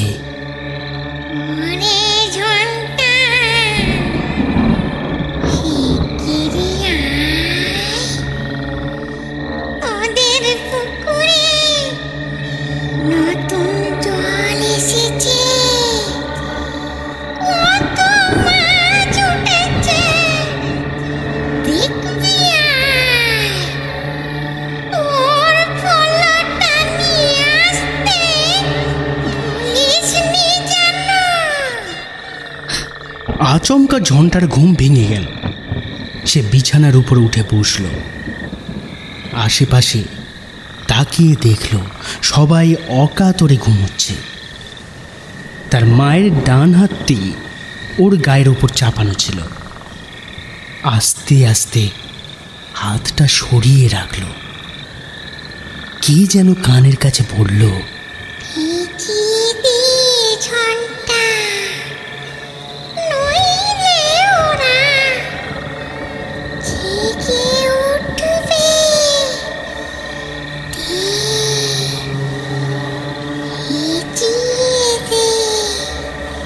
ঝন্টা বিনা প্রতিবাদে ঘরের দরজাটা ভেজিয়ে দিয়ে হন হন করে পুকুরের ধারে চলে গেল। নিশুতি রাত, কেউ কোথাও জেগেনি। কলকল করে বর্ষার জল ঢুকছে খালে। ঝন্টা ছপ ছপ করে পুরো ফেলছে আর রাশি রাশি মাছ ধরছে। এত শোল মাছ কোত্থেকে এলো? ঝন্টা ভেবে কুলকিনারা পায় না। ও যে খালই সঙ্গে এনেছিল সেটা মাছে ভর্তি হয়ে গেছে। কিসের যেন একটা পোড়া গন্ধ ক্রমাগত ওর নাকে আসছিল। তার আকর্ষণে ঝন্টা সেই মাছ ভর্তি খালই নিয়ে এগিয়ে চলল। কি এই যে সেই শেওড়া গাছ।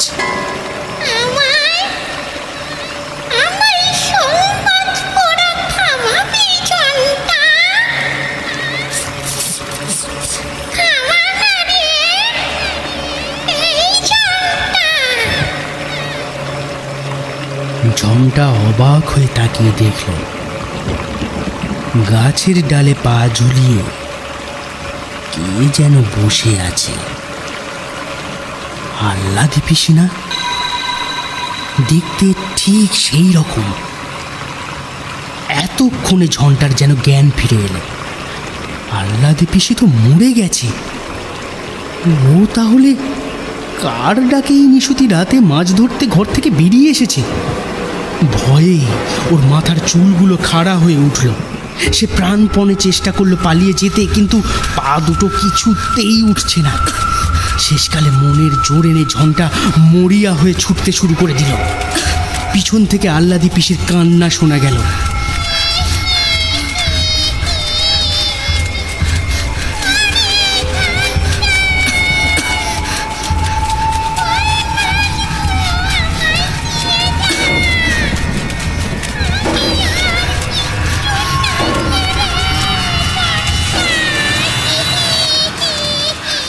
আহ্লাদি পিসির কথা যত কানে আসে ঝনটা তত জোরে ছোটে।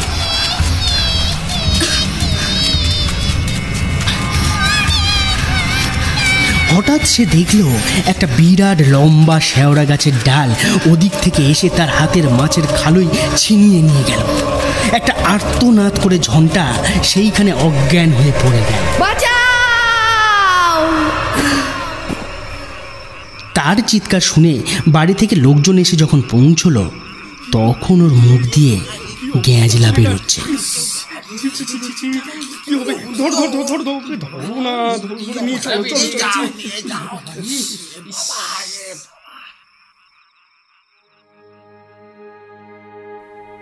অবশেষে মায়ের বুক ভরা কান্নায় 3 দিন পর ঝনটা তাকালো, কিন্তু কি হয়েছিল কোনো কথাই সে মনে করে বলতে পারছে না। শুধু বোকার মতো ড্যাব ডেবে চোখে চেয়ে থাকে। গায়ের সবাই বলল, দেখো ঝন্টার মা, এখন থেকে ঝন্টাকে একেবারে চোখে চোখে রাখতে হবে। হ্যাঁ, ছেলেকে একটু সামলে রেখো। পেতনিরা ওই রকম করে নিশিরটাকে ভুলিয়ে জলার ধারে ঘাড় মোটকে রাখে। ঠিক বলেছো তোমরা। শুনে ঝন্টার মায়ের বুকের রক্ত শুকিয়ে যায়। সারা রাত ধরে ছেলে শিওরে জেগে থাকে। ঘন ঘন দীর্ঘ নিঃশ্বাস পড়তে থাকে। ভাবে, আমার শান্তির সংসারে এ কি হলো? কি কুক্ষণেই পরের মেয়েকে ঘরে ঠাঁই দিয়েছিলাম। এদিকে হঠাৎ বাড়ির লোকে লক্ষ্য করল যে কেমন যেন পাগলা চোখ নিয়ে তাকিয়ে থাকে ঝনটা। হঠাৎ সে বলে বসলো, আমি পোড়া শোল মাছ খাবো। অমনি সঙ্গে সঙ্গে কোত্থেকে একটা পোড়া শোল মাছ ঘরের মাঝখানে এসে পড়ল। ভয়ে আঁতকে উঠল সবাই। ক্রমে ব্যাপারটা সহজ হয়ে এলো। দেখা গেল যে ঝনটা যখন যা চায় কে যেন সঙ্গে সঙ্গে তাই এনে হাজির করে। সেদিন দুপুরে গরমে আইঢাই করতে করতে ক্ষীণ কণ্ঠে ঝনটা বলল, মা, এক গ্লাস ঠান্ডা জল দাও না। মুখের কথা খসাতে যতটুকু সময়, দেখা গেল সুন্দর একটি গেলাসে টলটলে পরিষ্কার জল। ঝনটা সেই জল খেতে যাচ্ছিল, কিন্তু ওর মা হাত দিয়ে সবটুকুন মেঝেতে ফেলে দিয়ে বললেন, কখনো মুখে দিস নে ঝনটা, ও সব পেতনিতে জোগাচ্ছে। সন্ধ্যের পর পাড়ার মেয়েরা দল বেঁধে আসতো ঝনটাকে দেখতে। কথায় কথায় গাঙ্গুলি গিন্নি বললেন, আমার জর্দাটা ফুরিয়ে গেছে। কাশির জর্দা না হলে আমার মুখে রোচে না। আপন মনে ঝনটা বলল, তুমি জর্দা খাবে ঠান্ডি? সঙ্গে সঙ্গে ঠন করে মেঝেতে পড়ল একটা কৌটো। গাঙ্গুলি গিন্নি অবাক হয়ে বললেন, এই তো কাশির জর্দা, একেবারে নতুন কৌটো। কোত্থেকে এলো ঝন্টার মা? আর যারা আশেপাশে ছিল ব্যাপারটা জানতো, তারা খুলে বলল। জর্দার কৌটোটা গাঙ্গুলি গিন্নি হাতে তুলে নিয়ে যাচ্ছিলেন, কিন্তু যেই আহ্লাদি পেতনির কথা শুনলেন অমনি রাম রাম রাম রাম রাম করতে করতে একেবারে নিজের বাড়ির দিকে পা চালিয়ে দিলেন। যতদিন ব্যাপারটা তামাশা থাকে লোকে ভিড় জমায়, কৌতূহলী হয়ে বসে থাকে পেতনির কাণ্ড দেখতে।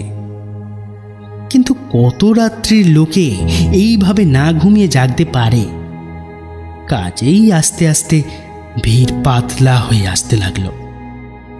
গমগমে বাড়ি আবার মানুষ জনশূন্য থমথমে হয়ে এলো। কিসের যেন দুঃস্বপ্ন দেখে মাঝরাত্রিরে ঝন্টার মায়ের ঘুম ভেঙে যায়। মা ছেলেকে বুকের কাছে প্রাণপণে টেনে নেয়। বাঁশঝাড়ের পেছন দিকে যেখানে একটানা ঝিঁঝি ডেকে চলে, সেখানে কার যেন কান্নার রেশ শুনতে পাওয়া যায়। মা চমকে উঠে বসেন, ছেলের মাথায় হাত রেখে সারা রাত ধরে দুর্গা নাম জপতে থাকেন। দুর্গা দুর্গা, মা দুর্গা, তুমি সব দেখো মা, রক্ষে করো মা, আমার ছেলেকে রক্ষে করো মা। কেবলই মনে হয় তার কোলের ছেলেকে কে যেন ছিনিয়ে নিয়ে আসছে। সেদিন সন্ধে থেকে এক টানা ঝিরঝিরে বৃষ্টি হচ্ছে। দূরে বনে প্রহরে প্রহরে শিয়াল ডাকছে।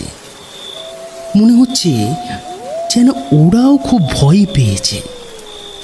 পাখি পাখালিরা কখন যে গিয়ে বাসায় সেদিয়েছে কেউ খবর রাখে না। গেরস্ত বাড়ির গোয়ালগুলোতে গরুগুলো এমনভাবে হামলাচ্ছে যে মনে হয় তারা অশুভ কোনো ইঙ্গিত পেয়েছে। মাঝে মাঝে কালো পেঁচার চেঁচানি কানে ভেসে আসছে। শ্মশানের দিক থেকে একটা শোঁ শোঁ হাওয়া বুক চিরে উত্তর অঞ্চলের জলাভূমির উপর দিয়ে বইছে। মনে হচ্ছে কোনো পেতনি বুঝে নিঃশ্বাস ফেলছে। গায়ের পথে আজ একটিও লোক নেই। কোনো বাড়িতে একটি ছেলেও কেঁদে উঠছে না। মনে হচ্ছে রুদ্ধ আতঙ্কে সবাই প্রহর গুনছে। ঝন্টাদের বাড়িতে আজ সবাইকে কি কাল ঘুমে পেয়েছে কে জানে। সন্ধেবেলা উনুনে আগুন পড়েনি। বামুন দিদি ঘুঁটে আর কয়লা সাজাতে গিয়ে সেইখানেই ঘুমিয়ে পড়েছে। বাইরের ঘরে বাড়ির কর্তারা সন্ধ্যা থেকেই দাবা পাশা খেলতে থাকেন। তাদের চিৎকারে আশেপাশে 10টা লোক ঘুমোতে পারে না। আজ আঁধার ঘনিয়ে আসবার সঙ্গে সঙ্গে দাবার ছক এক পাশে সরিয়ে রেখে সবাই ফরাসের উপর অঘোরে ঘুমোচ্ছে। অবিশ্রান্ত বর্ষণ চলছে। তারই সঙ্গে তাল বজায় রেখে খানা ডোবার ব্যাঙরা আসর জমিয়ে তুলেছে। আকাশে সমস্ত তারা মেঘে ঢাকা পড়েছে। মাথার ওপর কালপুরুষ একটা সাংঘাতিক কিছু করবে বলে বুঝি দম বন্ধ করে প্রহর গুনছে। ঝড়ের গর্জনে বিপদের ইঙ্গিত। মায়ের পাশে শুয়ে অকাতরে ঘুমোচ্ছে ঝন্টা। এমন ঘুম যে দেখে মনে হয় ওর দেহে বুঝি প্রাণ নেই। আকাশের বৃষ্টি, ঝোড়ো হাওয়া, ঝিঁঝির ডাক, ব্যাঙের শব্দ, পেঁচার চেঁচানি আর কালপুরুষের নীরব ইঙ্গিত ওকে যেন এমনভাবে ঘুম পাড়িয়েছে যে সে ঘুম আর ভাঙবে না। কিন্তু হঠাৎ বেড়ার পাশে কার ফিসফিসানি কথা শোনা গেল।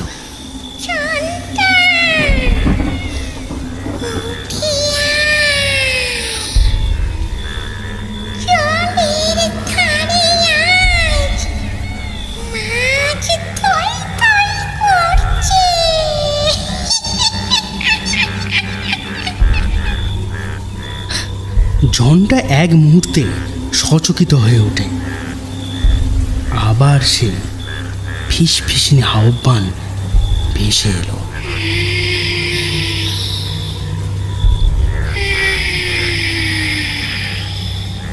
উদাস দৃষ্টিতে ঝন্টা উঠে বসল।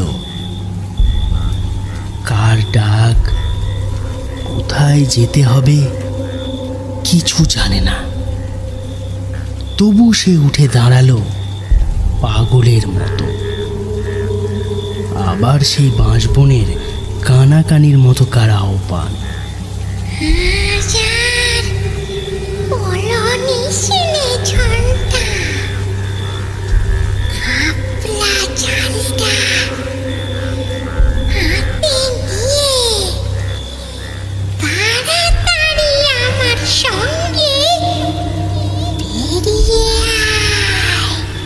এই প্রহেলিকাময় নিশির ডাকে সাড়া না দিয়ে উপায় নেই। ঝন্টা খাপলা জালটা কাঁধের উপর তুলে নিয়ে দরজার হুড়কোটা খুলে উঠোনে বেরিয়ে এলো। সঙ্গে সঙ্গে কানে তালা লাগানো মেঘের গর্জন আর বাদুড়ের ডানার ঝটফট। কিন্তু মেঘের ডাকেও কারো ঘুম ভাঙল না। ছায়ামূর্তির হাতছানিতে ঝন্টা জলের দিকে এগিয়ে যায়।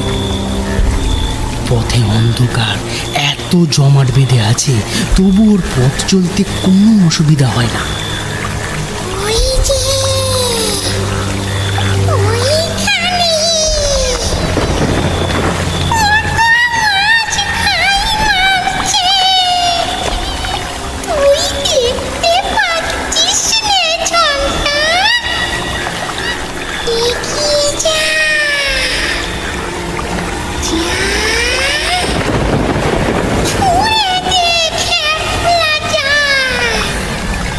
শরীরের নির্দেশ শুনে জনটা একেবারে জলার মধ্যে পা বাড়িয়ে দিল।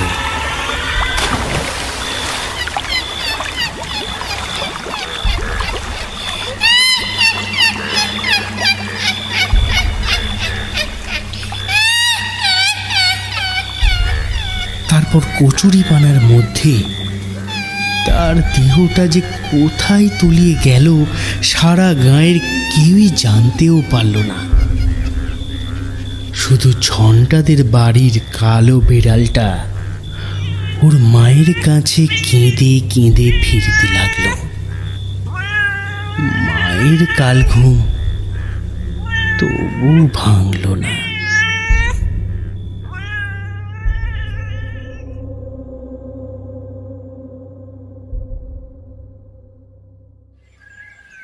পরদিন জেলেরা যখন ঝন্টার মৃতদেহটা জালে টেনে তুলল, সারা গাঁয়ের মানুষজন একেবারে হুমড়ি খেয়ে পড়ল। গাঁয়ের একজন বর্ষীয়সী মহিলা কপাল চাপড়ে পড়লেন। হায় রে, আহ্লাদি পোড়ামুখী পেতনি হয়ে ওকে ভুলতে পারেনি, তাই তো রাহু হয়ে ঝন্টাকে কোলে টেনে নিলে।